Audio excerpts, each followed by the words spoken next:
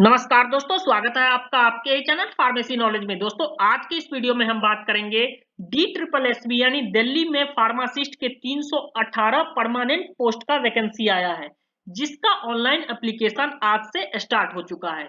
Mainly हम इस video में बात करेंगे डी ट्रिपल एस बी में डी फार्मा यानी डिप्लोमा इन फार्मेसी कैंडिडेट के एलिजिबिलिटी के बारे में, जो कि आप सभी जानते हैं अकॉर्डिंग टू नोटिफिकेशन और जो आज से फॉर्म स्टार्ट हुआ है, इसमें डी ट्रिपल एस बी ने डी फार्मा यानी डिप्लोमा इन फार्मेसी कैंडिडेट को एलिजिबल नहीं किया है। क्या ये डिप्लोमा इन फार्मेसी कैंडिडेट के साथ भेदभाव नहीं है? आपको खुद सोचना है। जब फार्मेसी काउंसिल इंडिया ने फार्मासिस्ट बनने के लिए minimum qualification diploma in pharmacy को रखा है, then D triple S B क्यों डी फार्मा कैंडिडेट के साथ भेदभाव कर रहा है? अभी जितने भी फॉर्म आए थे 2023 में, एम्स का हो, ईएसआईसी का हो या फिर किसी भी सेंट्रल गवर्नमेंट में फार्मासिस्ट का वैकेंसी आया था, सभी जगह डिप्लोमा इन फार्मेसी यानी डी फार्मा के कैंडिडेट एलिजिबल थे। मिनिमम क्वालिफिकेशन ही फार्मासिस्ट बनने के लिए डिप्लोमा इन फार्मेसी होना होता है। लेकिन डी ट्रिपल एस बी ने क्या किया है, आप देख सकते हैं यहाँ एसेंशियल क्वालिफिकेशन में बैचलर डिग्री इन फार्मेसी यानी बी फार्मा कैंडिडेट को ही सिर्फ और सिर्फ एलिजिबल माना है। ये डिप्लोमा इन फार्मेसी कैंडिडेट के साथ भेदभाव है। इसके लिए आप क्या कर रहे हैं अभी तक, आपको खुद जानना चाहिए कि दिल्ली में जब हम बात करेंगे कि दिल्ली में फार्मेसी के डिप्लोमा इन फार्मेसी के सिर्फ और सिर्फ डिप्लोमा इन फार्मेसी के 4 या 5 कॉलेज हैं, लेकिन बैचलर इन फार्मेसी यानी बी फार्मा के कॉलेज की बात करें तो एक दीपसार और दूसरा जामिया हमदर्द है। तो ये सिर्फ 2 कॉलेज हैं बैचलर इन फार्मेसी के। ज्यादातर बच्चे क्या करते हैं कि यूपी या हरियाणा से बैचलर इन फार्मेसी कंप्लीट करते हैं, देन अपना दिल्ली में रजिस्टर करते हैं। तो जब आपके दिल्ली में बैचलर इन फार्मेसी का इतना अच्छा कॉलेज या इतना बड़ा कॉलेज है ही नहीं, मेनली आपके दिल्ली में डिप्लोमा इन फार्मेसी का कॉलेज है, देन आपने किस बेसिस पर डी ट्रिपल एस में डिप्लोमा इन फार्मेसी कैंडिडेट को एलिजिबल नहीं किया? आप देख सकते हैं करंट वैकेंसी में आज से इसका एप्लीकेशन स्टार्ट हो चुका है। Pharmacist post code 1/24। यहां आपको click here for new registration करना है। जैसे ही आप click here for new registration करोगे, आपको सारा अपना पर्सनल डिटेल्स, आधार कार्ड, एजुकेशनल क्वालिफिकेशन ये सब फिल करना है। देन आप आएंगे इस वाले पेज पर। इस वाले पेज पर जैसे ही आएंगे, यहाँ आप देख सकते हैं फार्मासिस्ट का जो एप्लीकेशन है वो लाइव हो चुका है। ये 13 फरवरी 2024 से स्टार्ट है और 13 मार्च 2024 इसका लास्ट डेट रखा गया है।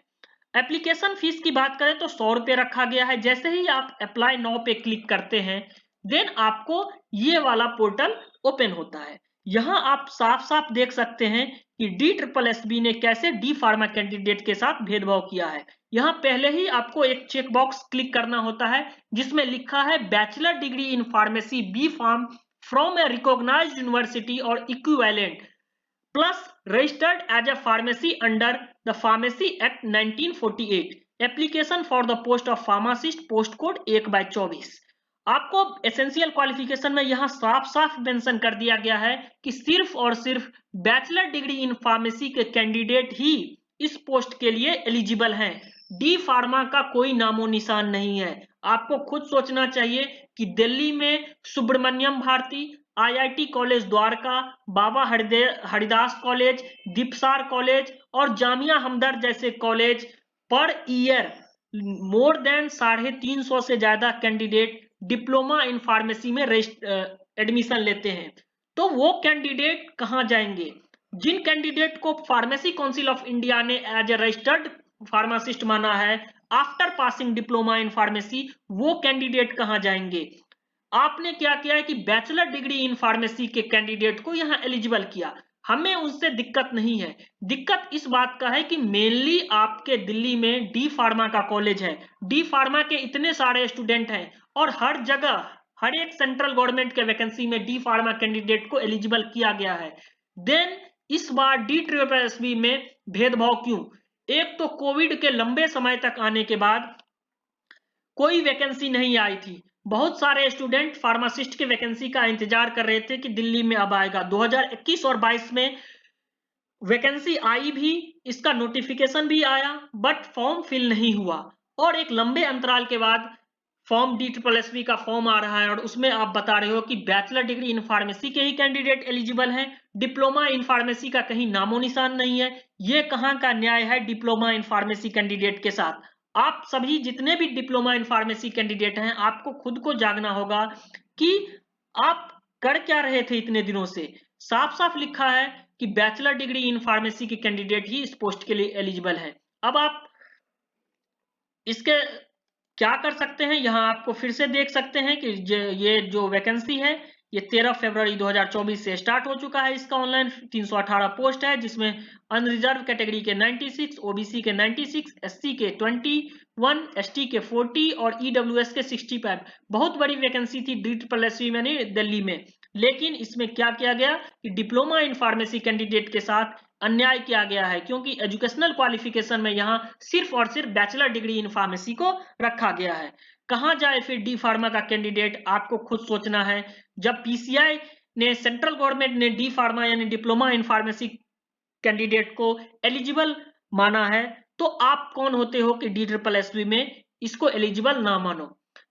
मेरा काम था आपको इंफॉर्मेशन देना कि जो DSSB में एग्जामिनेशन फॉर्म है वो स्टार्ट हो चुके हैं फार्मासिस्ट पोस्ट के लिए। आप इसको देख सकते हैं, जिसमें सिर्फ और सिर्फ बैचलर डिग्री इन फार्मेसी के कैंडिडेट को एलिजिबल रखा गया है। यहाँ जैसे ही क्वालिफिकेशन पे क्लिक करोगे, यहाँ सिर्फ और सिर्फ ग्रेजुएशन जो यानी बी फार्मा किया है वही कैंडिडेट इस पोस्ट के लिए अप्लाई कर सकते हैं। थैंक यू दोस्तों, आप सभी को जागना होगा। जितने भी डिप्लोमा इन फार्मेसी के कैंडिडेट हुए हैं सभी को जागना होगा, तभी आप डिप्लोमा इन फार्मेसी को इस पोस्ट के लिए एलिजिबल कर सकते हो। नहीं तो आपका दिल्ली में कोई भी चांसेस अब नहीं दिख रहा है।